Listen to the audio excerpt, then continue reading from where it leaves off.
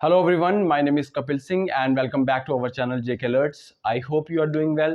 So आज हम discuss करेंगे पास्ट टेंस, बट स्टार्ट करने से पहले जिन लोगों ने चैनल को सब्सक्राइब नहीं किया है चैनल को सब्सक्राइब कर लें। एंड इससे पहले हमने प्रेजेंट टेंस को डिस्कस किया था, तो जिन लोगों ने प्रेजेंट टेंस वाली वीडियोस नहीं देखी हैं वो जाके उन वीडियोस को देख सकते हैं। क्लियर? तो हम डिस्कस कर रहे हैं बेसिकली टेंस के साथ साथ एक्टिव एंड पैसिव वॉइस। इससे होगा क्या कि हमारे दो टॉपिक एक तो साथ साथ कवर होते जाएंगे और साथ में हमें एक्टिव से पैसिव वॉइस चेंज करने में इजी हो जाएगा। क्लियर? क्योंकि एक्टिव और पैसिव वॉइस जब भी हम करते हैं तो हमें टेंस की नॉलेज होनी चाहिए, इसलिए हम साथ साथ में टेंस भी कवर कर रहे हैं। ठीक है, तो आज हमने करना है पास्ट टेंस, और पास्ट टेंस भी आपको पता है फर्दर 4 पार्ट्स में डिवाइडेड है, that is past indefinite, past continuous, past perfect and past perfect continuous. तो आज हम डिस्कस करेंगे पास्ट इंडेफिनेट टेंस को एंड देन फिर देखेंगे कि किस तरह से इनके सेंटेंसेस को एक्टिव से पैसिव वॉइस में चेंज किया जाता है। क्लियर? तो जैसे कि मैंने आपको बताया था कि सबसे पहले हमें क्या करना होता है कि जो भी हम टेंस पढ़ेंगे, जैसे कि आज हम पास्ट इंडेफिनिट टेंस के बारे में डिस्कस करने वाले हैं, तो हम इसका यूज़ पता होना चाहिए कि ये यूज़ कहाँ किया जाता है एंड देन फिर इसके स्ट्रक्चर की तरफ मूव करेंगे। क्लियर? तो सबसे पहले इसके यूज़ की बात करें तो जब भी कोई एक्शन पास्ट में हो गया होता है तब हम पास्ट इंडेफिनिट टेंस यूज़ करते हैं। क्लियर? जब भी कोई एक्शन पास्ट में हो गया होता है, ठीक है, तब हम पास्ट इंडेफिनिट टेंस यूज करते हैं और पास्ट इंडेफिनिट टेंस को सिंपल पास्ट भी कहते हैं। क्लियर? जैसे कोई लड़का स्कूल चला गया, ठीक है, तो ये एक्शन पास्ट हो गया क्योंकि वो चला गया है। क्लियर? इस तरह के सेंटेंसेस जो होते हैं वो पास्ट इंडेफिनिट टेंस में यूज किए जाते हैं। ठीक है, अब बात करते हैं स्ट्रक्चर की। स्ट्रक्चर किस तरह से होता है इन टेंसेस का, कि सबसे पहले किया जाता है सब्जेक्ट यूज एंड देन उसके बाद वर्ब की second form and then object. Clear? सबसे पहले सब्जेक्ट यूज होगा, उसके बाद वर्ब की सेकंड फॉर्म यूज होगी, ये बहुत इंपॉर्टेंट बात है। ठीक है, वर्ब की second form and then object use होगा। जैसे मैंने यहाँ पे कुछ एग्जांपल्स लिखी हुई हैं, जैसे ही वेंट टू स्कूल, वो स्कूल चला गया, यहाँ पे ही सब्जेक्ट है, वेंट यहाँ पे वर्ब की सेकंड फॉर्म है। ठीक है, यहाँ पे बेसिकली चले जाना मतलब गो की second form went. Clear? He went to school. Next है ही ड्रैंक टी, उसने चाय पी, मतलब उसने चाय पी ली है, एक्शन कंप्लीट हो गया। ठीक है, पास्ट हो गया। They fought against their enemy, वो अपने एनिमी के अगेंस्ट लड़े। ठीक है, तो ये एक्शन पास्ट हो गया। तो इस तरह के जो सेंटेंसेस होते हैं ये पास्ट इंडेफिनिट टेंस में लिखे जाते हैं। क्लियर? अब बात करते हैं नेगेटिव सेंटेंस की। नेगेटिव सेंटेंस मैंने आपको बताया था हम नॉट यूज करते हैं, बट सिंपल पास्ट में आपको एक चीज याद रखनी है कि सिर्फ नॉट यूज नहीं करना है, डिड नॉट यूज करना है। क्लियर? डिड नॉट यूज करना है, तो सब्जेक्ट के बाद डिड नॉट यूज करेंगे। और सबसे इंपॉर्टेंट, सबसे ध्यान देने वाली बात यह है कि यहाँ पे वर्ब की सेकंड फॉर्म नहीं आती है, यहाँ पे वर्ब की फर्स्ट फॉर्म आती है। ये बहुत इंपॉर्टेंट बात है, इससे एरर भी बनता है। हमेशा डिड नॉट के बाद अगर एरर बनाना हो तो यहाँ पे वर्ब की सेकंड या थर्ड फॉर्म यूज कर दी जाती है, जो कि आती नहीं है। यहाँ पे वर्ब की हमेशा फर्स्ट फॉर्म आती है एंड देन ऑब्जेक्ट। जैसे he didn't do his work, उसने अपना काम नहीं किया। She didn't like to talk to you, ठीक है, उसको तुमसे बात करना पसंद नहीं है।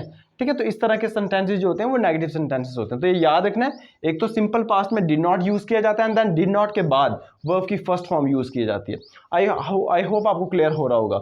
फिर आते हैं इंटेरोगेटिव सेंटेंसेस की। तो ऑफकोर्स जैसे मैंने आपको कहा था कि अगर किसी इंटेरोगेटिव सेंटेंस में क्या, कैसे, क्यों, ठीक है, इस तरह के वर्ड्स आते हैं तो आप वो वाले वर्ड्स पहले लिखेंगे एंड देन फिर आप ऑक्सिलरी वर्ब लिखेंगे, दैट इज डिड का यूज करेंगे and then subject and then verb की फर्स्ट फॉर्म। अगेन यहाँ पे वर्ब की फर्स्ट फॉर्म यूज करेंगे, जहां कहीं भी डिड आपको दिखेगा वहां पे वर्ब की फर्स्ट फॉर्म यूज होगी एंड देन ऑब्जेक्ट।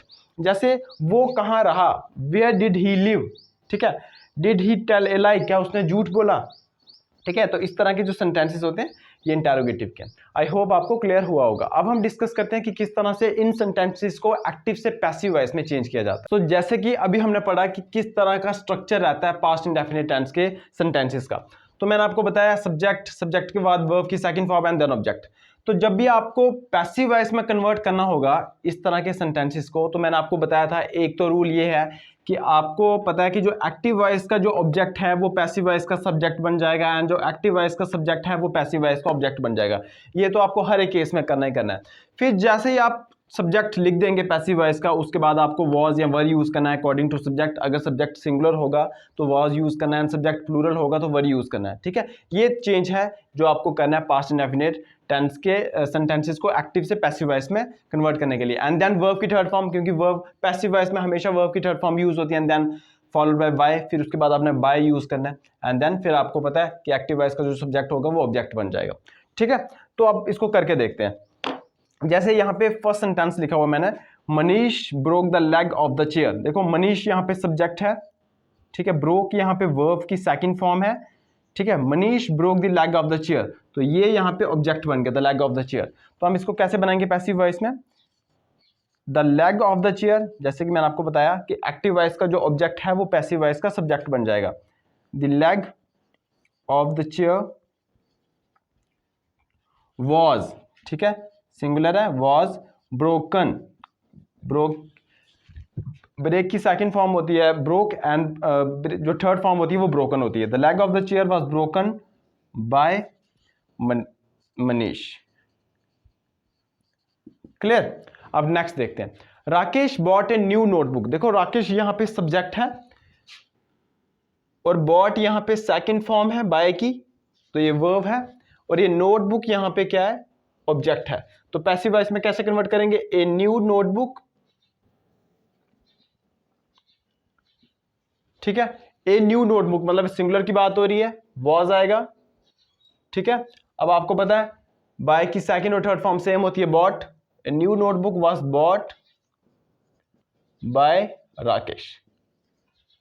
क्लियर, ठीक है।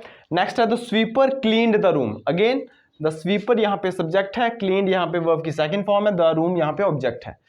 तो द रूम अगेन वॉज आएगा क्योंकि रूम सिंगुलर है, the room was cleaned by the sweeper.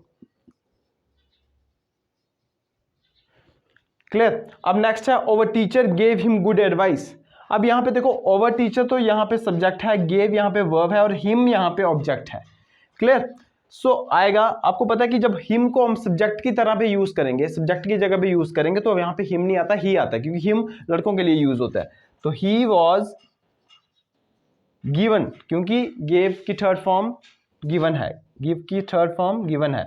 He was given good advice, he was given good advice by our teacher। so इस तरह से active से पैसिव वॉइस में चेंज किया जाता है पास्ट इंडेफिनिट टेंस को। अब मैं कुछ आपको सेंटेंसेस दूंगा जिसमें आपको एक्टिव से पैसिव वॉइस में चेंज करना है। 5 सेंटेंसेस आपके एक्सरसाइज के लिए, मतलब आपको होमवर्क करना है। He rubbed his eyes first sentence है, the tailor sewed my pants ये सेकंड सेंटेंस है, he cut the apple into 2, next है the wolf pounced upon the rabbit, and next है the teacher wrote an application on the blackboard. ठीक है, इनका answer मुझे अपने comment section में देना, एंड देन मिलते हैं नेक्स्ट वीडियो में। Till then good bye.